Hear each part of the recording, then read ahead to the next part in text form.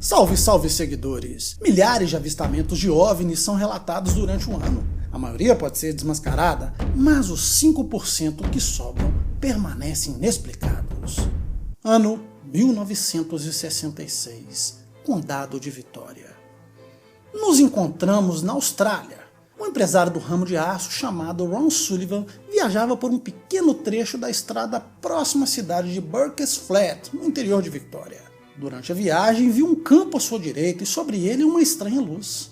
Logo pensou que fosse um trator trabalhando na lavoura, até ver outra luz incomum no nível do chão e a ultrapassou.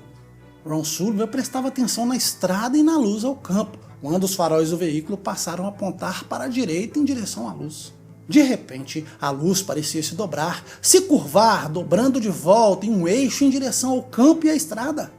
Aos poucos, o feixe de luz ficava mais forte e o carro parecia estar saindo da estrada. Rapidamente, Sullivan tentou retomar o controle do veículo, porque o carro estava indo em direção à árvore. Com dificuldade, conseguiu realizar a manobra, assumiu novamente o controle do veículo e voltou à estrada, acelerando e deixando a luz para trás.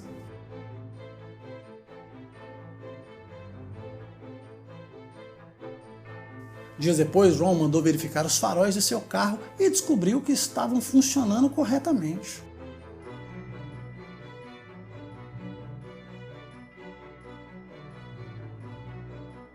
Mas ele voltou novamente ao local e descobriu que um jovem da comunidade próxima chamada Gary Taylor havia falecido devido a um acidente de carro na mesma Burgess Flat. Mas calmo após o susto, Ron relatou sua experiência à polícia.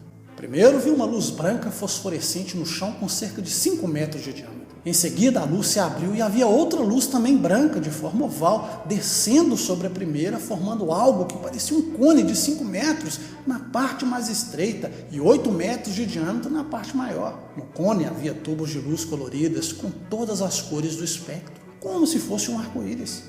Eles pareciam estar subindo e descendo, indo da parte oval menor para a parte oval maior. E então a parte de cima começou a se encontrar com a parte de baixo, fechando-se e mudando-se para uma única luz oval, como a primeira que eu vi. E então, de repente, tudo desapareceu. O mais estranho é que a investigação concluiu que o jovem colidiu na mesma árvore relatada por Sullivan 2 noites antes do ataque da estranha luz.